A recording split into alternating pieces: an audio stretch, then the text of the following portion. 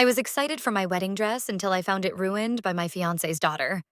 Now I'm considering calling off the wedding after her outburst at therapy. Alan and I have been dating for about 3 years and have been engaged for a year, with our wedding date in a week.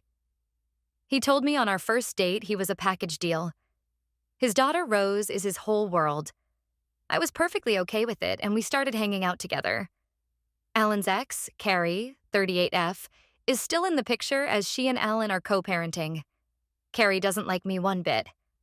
Alan told me that he and Carrie had been high school, college sweethearts, and she had always held on to hope that he'd come back to her. But Alan also confided in me that Carrie wasn't a great partner. She adores Rose, but she treated Alan badly during their entire relationship.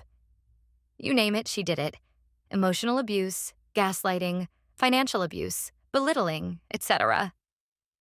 He finally got the courage to walk away from her when he discovered she was having an affair. Rose was maybe 6 when Alan learned about the affair. Unfortunately, the court still granted Carrie 50-50 custody, despite the amount of evidence against her. Rose and I have had a bit of a strained relationship. I understand it, having grown up in a divorced home that both parents remarried. She's a preteen and has some conflicted thoughts about her dad marrying a new woman instead of going back to her mother. But she's been really haughty and nasty to me. She makes cutting comments and will respond with, "You're not my mother," when I ask her to stop. Alan has tried to set down ground rules, but she flippantly tells him that OP's not going to last. I put up with it because I love Alan, and sometimes Rose behaves herself. Seriously, she's not a horrible kid. She gets good grades in school, she's in the youth symphony, and takes dance classes. She's really popular, bubbly, and friendly when she isn't being mean to me. It's like Jekyll and Hyde. Alan and I have talked about it constantly and have even involved Carrie, but Carrie just brushes it off, telling me to mind my own beeswax. We have tried therapy, groundings, and everything else, but nothing works. That brings us to tonight. A couple of weeks ago, alternations on my wedding dress was finished. I was really excited. My late grandma, who I was really close to, made her own wedding dress after seeing photos of Grace Kelly, and many women in our family have worn it to their weddings or have had their own dresses designed after it. As I'm taller than my grandma, I had mine made. It's really special to me. I have the dress saved in my closet, tucked in a garment bag. Alan and I don't live together. However, my apartment is close to one of Rose's friends, so we have an arrangement that on some days Alan has custody, Rose will hang out at her friend's house, and then come over for dinner with Alan and me. After we watch a movie or play Nintendo Switch, Alan will take Rose to his place. Today was one of those days. Alan was running late from work and called to let me know. Rose arrived and everything was normal. I stepped into the kitchen to finish preparing dinner, leaving Rose alone. If I had any inkling of what was about to happen, I would have done something different. Dinner was ready, and I went to get Rose. I passed my bedroom door, and something about the way the sliding closet door was positioned made me want to check. Nope. My dress had been cut to pieces with a pair of scissors and was covered with glitter paint. My veil is torn to shreds. It's completely ruined. I broke down crying. I was too upset to even be angry. Alan arrived and found me in a mess. He was beyond furious and went to Rose, confronting her about it. Rose admitted it with a shrug of her shoulders and said, "What's the point? She's just a fat old cow anyway." Alan confiscated her cell phone and immediately called Carrie to discuss a punishment. I don't know how or why, but this is the straw that is breaking the camel's back. I have gone through so much with Rose. I've tried to be caring and compassionate. And this is my reward? Now that my sadness has faded away, it's been replaced with a boiling anger. I'm tempted to just call off the wedding and leave Alan to deal with his brat of a daughter. This wasn't an accident. This was on purpose. But then I remember that Rose is part of Alan's life. I love Alan, but I don't know if I can keep taking it. What do I do now? Update 1. I didn't think I'd be back with an update so soon, but a lot has happened since my last post. I appreciate everyone's advice and support. It gave me a lot to think about. And while some of the more drastic suggestions, like leaving Alan immediately, were tempting in my anger, I knew I had to give it a little more thought before making a final decision. So after the incident with my wedding dress, I stayed at my friend's place for a couple of days to clear my head. Alan was incredibly apologetic, constantly texting and calling, telling me how sorry he was for everything, promising to fix the situation with Rose, and saying he'd pay for a new dress, whatever it took to make it right. As sweet as his intentions were, I couldn't shake the feeling that this went deeper than just the dress. Rose's behavior toward me was a symptom of a bigger issue, and I had to figure out if I was really willing to live with this dynamic for the rest of my life. Ellen suggested we all sit down for a serious conversation, including Carrie, which I was hesitant about. Carrie has never really supported me, and I was worried she would either make things worse or brush it off like she always does. But Alan convinced me it was necessary to lay everything out on the table. So, we all sat down at Alan's house. Me, Alan, Rose, and Carrie. I was tense from the start. Rose barely looked at me.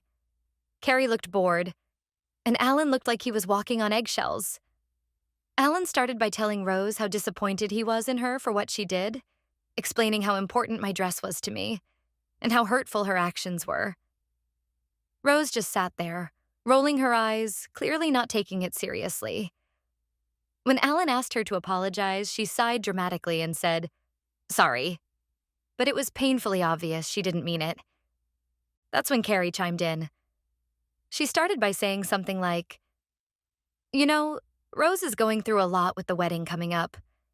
It's hard for her to accept another woman in her father's life." I could feel my blood boiling. It felt like Carrie was justifying Rose's behavior, and I couldn't take it anymore. I snapped. I told Carrie that while I understood Rose was going through a tough time, it didn't excuse her destroying something that was so personal and important to me. I also told her that if she continued enabling Rose's bad behavior, things were never going to get better. Carrie just smirked and said, "Well, maybe if you weren't trying so hard to replace me, Rose wouldn't feel the need to act out." That was it. I stood up and told Alan I couldn't do this anymore. I wasn't going to sit there and be disrespected by both his ex and his daughter while he did nothing. I told him I needed some space and walked out. I went back to my friend's place and spent the night thinking. I love Alan, but this whole situation has made me realize how much resentment I've been bottling up. I'm tired of constantly being in competition with Carrie, and I'm tired of being treated like I'm the enemy by Rose. I haven't decided if I'm going to call off the wedding yet, but I know that I can't keep living like this. Something needs to change. And fast. Update 2. Okay, so it's been a couple of weeks since I walked out of that disastrous meeting, and things have only gotten more complicated. Alan has been trying to make things right, but honestly, I'm starting to wonder if it's even possible at this point. After I left, Alan kept texting and calling, begging me to reconsider and giving him another chance. He told me that he'd had a long talk with Rose and she was grounded for the next month. He also promised that Carrie wouldn't be involved in any more discussions between me and Rose, which I guess was his way of trying to make me feel like I'd be more of a priority. I appreciated the effort, but it still felt like too little. Too late. The big issue? I'm starting to wonder if Rose's behavior isn't just about me. I don't want to sound paranoid, but ever since that sit-down with Carrie, it's been gnawing at me that Carrie is more involved in this than I realized. I've always known Carrie wasn't a fan of me, but now I'm wondering if she's been intentionally stoking Rose's dislike of me behind the scenes. After all, Carrie made that snide comment about me replacing her, and it just seemed too calculated. I confronted Alan about this possibility. I asked him if he thought Carrie was feeding into Rose's bad behavior, maybe encouraging her to act out because she still had feelings for him, or didn't want him to move on. Alan looked shocked at first, but then he admitted that he'd wondered the same thing. He said there had been moments where Carrie would drop little passive-aggressive comments about how Rose was still adjusting to the idea of me, and she would often undermine him when he tried to discipline Rose, saying things like, "She's just a kid," or "You're being too hard on her." This set off alarm bells for me. I asked Alan why he hadn't told me this before, and he said he didn't want to cause any more drama than there already was. He figured Carrie would eventually get over it and Rose would come around on her own. I couldn't believe it. He had been sitting on this information for months, while I was over here tearing myself apart, trying to figure out why Rose hated me so much. I told Alan that this was a huge betrayal of trust, and I wasn't sure how we could move forward if he wasn't completely honest with me. He apologized profusely, saying he was scared of losing me and didn't know how to handle the situation. I told him that if we were going to have any chance of saving this relationship, we needed to go back to therapy. All of us, including Rose and Carrie. He agreed, though I could tell he was nervous about how Carrie would react. We haven't scheduled the therapy sessions yet, but I've decided to stay at my friend's place until then. I'm not ready to move back in with Alan, or even think about rescheduling the wedding at this point. I need to see some real change first. To be honest, I'm still on the fence about whether this relationship is worth saving. Part of me wants to fight for it because I do love Alan, but the other part of me wonders if it's just too messy, with too many outside forces working against us. I guess I'll see how therapy goes, but for now, I'm just focusing on getting through each day without letting the stress completely consume me. Update 3. So here I am again, and Reddit. I think I'm finally at the end of my rope. After everything that's happened, after all the tears, the frustration, and the endless drama, I think I've finally reached a point where I need to let go. We went to therapy, me, Alan, Rose, and begrudgingly, Carrie. The first session was awkward as hell. Rose wouldn't speak at all, just sat there with her arms crossed and eyes glaring at the floor. Carrie showed up late, rolled her eyes the entire time, and acted like the whole thing was a waste of her time. Alan was trying so hard, bless his heart, but I could tell he was uncomfortable too. The therapist tried to get Rose to open up about why she was acting out, but she wasn't having it. Every time the therapist asked her something, she'd just shrug or give a one-word answer. Eventually, the therapist asked Carrie if there had been any conversations at home about the wedding or about me. Carrie just smiled and said, "Oh, I don't really get involved in their business."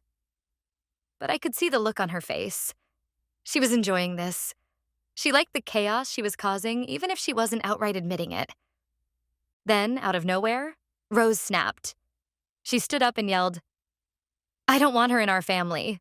I want things to go back to the way they were." It felt like my worst fear had been confirmed. Rose's outburst hit me like a ton of bricks. I sat there in shock, feeling like someone had just punched me in the gut. Alan looked devastated. The room was so silent for a moment that you could hear the ticking of the therapist's wall clock.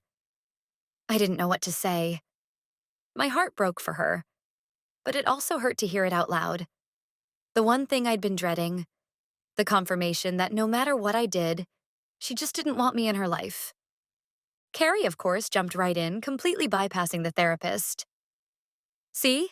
she said, looking directly at Alan. "I told you she wasn't ready for this. Maybe you need to reconsider rushing into this marriage." The nerve of this woman. I was fuming. But instead of lashing out, I took a deep breath and looked at the therapist, hoping she'd step in. She did, thankfully, reminding Carrie that this session was about Rose's feelings, not about Carrie's opinions on our relationship. Carrie didn't like that at all and crossed her arms with this smug little smirk like she was untouchable. The therapist asked Rose to elaborate. Why did she feel like things needed to go back to the way they were? What about my presence in her dad's life bothered her? Rose finally opened up, and I could feel my stomach knotting as she spoke. "It's just, ever since she came around, everything changed," Rose said. "Dad used to do all this stuff with me, like movie nights or our little Sunday morning breakfast thing.